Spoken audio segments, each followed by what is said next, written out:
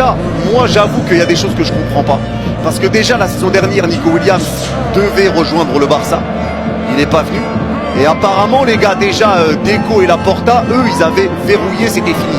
Il n'y avait plus, leur parlait plus de Nico Williams, c'était mort, c'était terminé. Et apparemment c'est Nico Williams qui a fait le forcing en demandant à des joueurs d'aller parler à Deco et d'aller parler à Deco pour faire le forcing, alors que Deco voulait pas, en disant que ouais c'est pas votre rôle de venir me parler de ça, etc.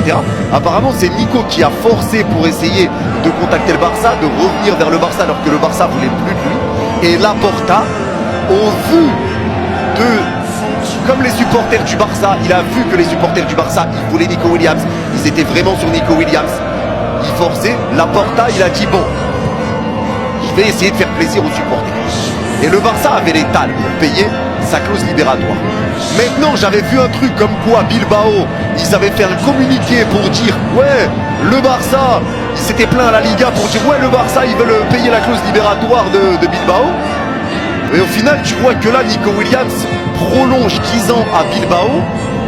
Et moi je comprends Laporta et Deco et les supporters du Barça, moi je comprends la colère. Je comprends la colère. Parce que c'est lui qui fait le forcing pour reprendre contact avec le Barça. Alors que Deco et Laporta ne veulent plus lui donner l'heure.